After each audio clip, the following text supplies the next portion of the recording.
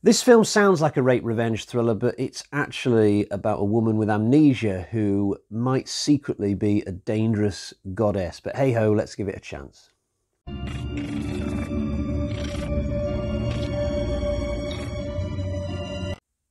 Hi guys, so if you don't know, this film, The Vengeance of She, is actually a sequel to this film, She. Now, I reviewed this film maybe 6 months ago, I don't know, and I thoroughly enjoyed it actually.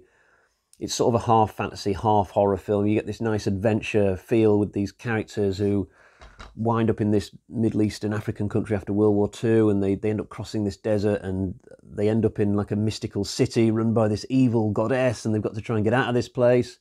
I thoroughly enjoyed it, and I would highly recommend it, but this film does not have reviews that are as good on the internet, and in fact I only just decided to buy this one. It cost me like £9. That price was on the bubble of what I was prepared to pay for a film that's reviews were just really bad actually, but I did buy it. So this time around we've got like I said in the prologue, this woman who she's suffering memory loss, and it's sort of implied that this character is Aisha reborn, that goddess from the first film. She's being pulled telepathically towards the city of Kumar, and once she gets there, the certain people there will try and make her walk through the blue flame so that she can become Aisha again and start terrorizing her people again. Presumably, why you would want this woman to come back, I don't really know. You get a similar type of structure to the first movie with, you know, a build-up that takes place well away from Kumar, and then you get this adventure across the desert type thing again, and then we spend the final act in Kumar as the film tries to resolve itself. But honestly, I'm not sure the first film really needed a sequel. Like, when I was waiting for this to turn up in the post, this second one, I racked my brains to think what they could do with a second one, and I came up woefully short, it's got to be said. This one was directed by a guy called Cliff Owen. I've never heard of him. I did go on his wiki page after I watched the film, and if you do the same as what I did, the first thing you're likely to read on wiki is mostly famous for his comedy film, The Wrong Arm of the Law. Well, that wasn't a good start, and I looked in his filmography to see the rest of his films, and they're mostly just comedies and things that are just not anything like The Vengeance of She. So it's like Hammer just selected this guy really because they just wanted to fill the roles on this film as best they could. I'm not sure Hammer really had their heart in this one. It's like they decided to do this sequel just because a computer algorithm told them to. It's like someone in the Hammer offices just pulled off a readout from a computer that said, yeah, she is a viable proposition for a potential sequel, and some executive went, yeah, go on, make it happen. The computer says that we should, so, you know, go and do it. But it just doesn't seem to have had anywhere near the same effort put in second time around. And you can see that in terms of the casting as well. Ursula Andress does not return as Aisha, the goddess. Now, on the one hand, there's actually a logic to this, because if the goddess is going to be reborn in somebody else's body, then it does sort of make sense that you might use a different actress. But even so, I did miss Andress in this film. She's replaced by a Czech actress called, I can't remember her name, I've written it down over it, Olinka Barova, a first-time actress, I believe, who was clearly hired just because she was a gorgeous blonde model. Hammer did like to do this. They really did push the Hammer glamour thing. Like there's another film made around about this same time that they did called The Viking Queen, and that was another film where they just shoehorned this gorgeous model into the lead role, even though she'd never really acted before. This girl, Olinka Barova, she's actually not bad in this film. I don't think she's bad, although I suspect that it took a lot behind the scenes to get her to put in the performance that she does, because you can find a few quotes online from her co-star, Edward Judd, who apparently did not like working with this girl. She was difficult on set, not because she had a bad personality, just mainly because she just didn't have the experience in this kind of work environment. She didn't really know what she was doing on a film set and stuff, and I suspect that it just wasn't easy to get her performance out of her. But from my point of view, as somebody who wasn't on the set but is here now to watch the movie, I don't think she's that bad. Although, if you look at her credits, she gets a few more films after this, but then she kind of disappears around about the time that her looks would probably drop off, which is which is quite telling, I suppose. We do get some characters back from the first movie. Actors. John Richardson returns as Leo, except he has a different name this time. I'd completely forgotten that this guy was left in limbo at the end of the first She, because he becomes immortal. He sort of takes Aisha's place. He comes back, albeit he's got a different hairdo, and I didn't even recognise him for at least the first half of the movie. And Andre Morel comes back, albeit he's playing a different character to the one that he played first time around, go figure. To be honest, Andre Morel is a terrific actor. He's done such amazing work in things like Cash on Demand and Hound of the Baskervilles. In both of these She movies, he's just kind of wasted, honestly. He might as well not be there. And I guess the biggest shame of all is that we don't get Peter Cushing back. Yes, Peter Cushing was in the original She, and he was terrific. But this time around, he's not there, and we notice it. I wonder if he was even offered this film. Did he ponder this? Did he read the script? Or did he just never even enter the conversation for whatever reason? But there are times in Hammer where Cushing doesn't come back for a sequel, and it's not the end of the world, i.e. with Dracula, Prince of Darkness, because we still have Christopher Lee to enjoy, and that's still a great film anyway. But there are other times where we really notice it when Cushing doesn't come back. One of those times was Curse of the Mummy's Tomb, and this is sadly another occasion, because I definitely missed Cushing when I was watching this film.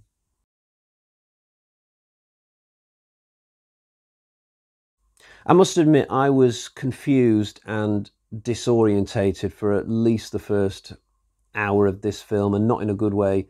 We start off on a boat in the Mediterranean with this woman, Carol, who is having difficulty. She's got amnesia. We as the viewer think that she might be Aisha, potentially. But the whole situation on this boat, it just feels very, very distanced from anything that we saw in the first movie. And I don't mean in a geographical sense. It just feels like a completely different tone to the first movie, different time period. I'm not sure this director, Cliff Owen, found it easy to transition into this type of subgenre. Like the entire first act, it feels like it wants to be a comedy film so badly. It feels like it wants to be sort of Love Boat the movie or something. We've got this playboy character called George who owns this boat, or he's rented it, whatever, but he's a bit of a rascal. Everywhere he turns, there's a new pair of boobs somehow landing in his face, and his long-suffering wife is always there to sort of scowl at him, and it just all has a little bit of a comic feel, except you can tell the director's having to really rein it back a little bit and not let it become a comedy, or he's going to get into trouble.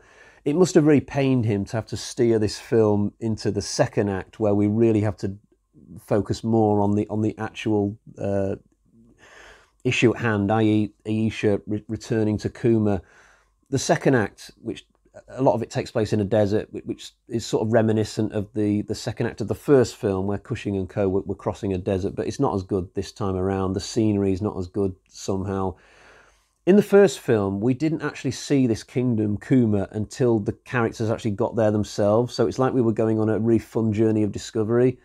This time around, when our main characters, Carol and her companion, whose name I forget, when they're in the desert, we're getting scenes in Kumar as well. We're switching between the two. We're spending time with characters already in Kumar, like politicians and mages and whoever. And those scenes in Kumar, I just found them really confusing. These characters talking back and forth about Aisha and various things, but the dialogue is really obscure. I didn't actually understand what the hell was going on. There were magic spells and skullduggery and conversations. I was like, what is going on here? What are you talking about?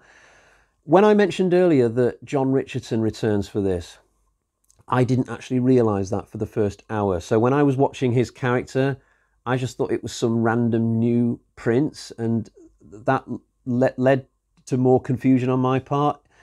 There came a point in this film where I just thought to myself, is that the same guy from the first film? And I just haven't realised it. So I went on Wiki, and yeah, it's the same actor, probably the same character, presumably just with a different name, which is really odd. So once I realised that John Richardson was back, then the film started to make a bit more sense. But like an hour had passed by this point, so I'm not sure if that's my fault for just being slow, or whether it's the film's fault for not being clear enough that this was the same guy from the first movie. I don't know, but it wasn't really until the third act that I was able to make any sense of the film. And And even when we get to that finale, it does feel like a rerun of what we saw first time around. You know, we end up in the room with the blue flame, and the whole thing is, well, are our good characters going to end up in the blue flame, or are the villains going to end up being pushed into the blue flame? And we get some sword fights, and it's literally just a repeat of the final film from the first movie, except we don't have Ursula Andress and Peter Cushing.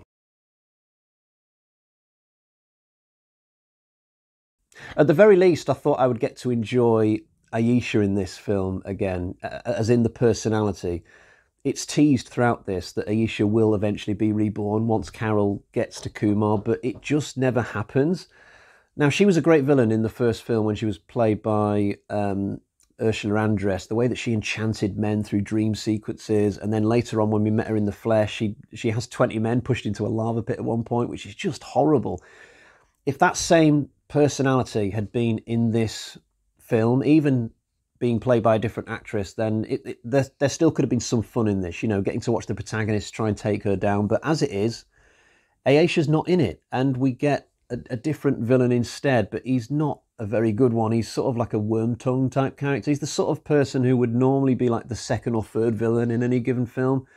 But here he's like the main bad, and he's just not very good. He's like a pantomime villain. And at the end, when he's rumbled, he's allowed to plunge his dagger into one more character before he's finally grabbed by everyone. It's like, no, that should never have been allowed to happen. That's just really silly. But there are a number of silly things in this film. Like if we cycle all the way back to the beginning, there's a wannabe rapist character who dies, but his death is just stupid. So he's in these woods, and then the truck that he's left at the top of the hill, the handbrake slips on it and comes down the hill and runs him over. He doesn't hear this thing tumbling towards him, and somehow this vehicle has managed to get through loads of trees and shrubbery to get to him. Like, we've just seen him running through trees and stuff. Like, how did this truck get through all this stuff to get to him? It's just odd. When it comes to the characters on the boat, I actually really enjoyed the character of George in a weird way, and I would have liked to have seen him go on to the rest of the movie. I think he could have been good comic relief. I would have liked to have seen him flirting with dancing girls in Kumar maybe, and then his wife would have chastised him for that. Maybe these two could have been a little comic relief double act that you could have enjoyed throughout this movie, but George is killed off in a really stupid and pointless way, and the wife character just vanishes from the film completely. Another odd thing about this, but yeah, in my opinion, there should have been, excuse me, there should have been 5 characters making the trip across the desert to Kumar. There should have been a big party of people, not just have 3. Is that an attempt to repeat the exact numbers from the first movie? I don't know, but all in all, I didn't really enjoy this one, as you can probably tell. I will probably not watch this again, I've got to say. I'll definitely watch the original film again. I mean, that is definitely going into my list of Hammer films that will get repeat plays throughout my life. I like the original She, but this one, I don't see myself ever giving this one a second watch. Not even the thought of Olinka Barova wearing skimpy outfits is going to be enough to get me watching The Vengeance of She again. In fact, why did they even call it that? The Vengeance of She? She is not in this film. Aisha does not return. So what kind of vengeance is going on here exactly? You know, they should have called the film Amnesia of She, or maybe The Rebirth of She, Resurrection of She, something like that. But the title as is just something else that just doesn't work with this. Ooh.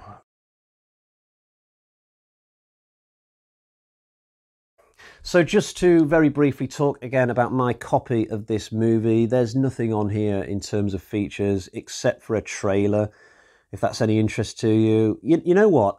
Even though I haven't watched the trailer for this, I'm going to make a prediction for it. So there's one scene in this film which is sort of like a flashback to when Aisha was still Aisha. So Olinka Barova does get to play the genuine article for about 1 minute. And in this flashback scene, she has a guy impaled with a spear. She's being quite nasty in this scene, but it's the only time in this film you'll see the genuine Aisha. But I'm going to predict that in the trailer for this movie, they show that clip just to make it look like a film where Aisha is back to her best for like the majority of the movie, even though she obviously isn't. But I could be wrong about that. I'm just making a prediction. But on a technical level, this is a pretty good copy of the film. Audio, visual, it's a very good remaster for a DVD. I've got no complaints on that score. It's just that the movie itself just was not that enjoyable for me. Right, let's get to the bag of terror and find out what sort of score I'm going to give The Vengeance of She. Doesn't feel like there's much in here today. And oh, look at this. Just 1 bloody axe out of 5. That is a terrible score, unfortunately. I do not recommend this movie. This is a hell of a drop-off from the original She, which I gave 4 out of 5. But this one gets just the 1 out of 5, so let's just leave it at that. I'll be back soon to do another Hammer review. I'm determined that my next one is going to be Blood on the Mummy's Tomb, because I've had that on my shelf a while now and I've still not put it on, but I'm looking forward to it. So I think I will definitely make that my next Hammer review. Until next time, cheerio, bye-bye.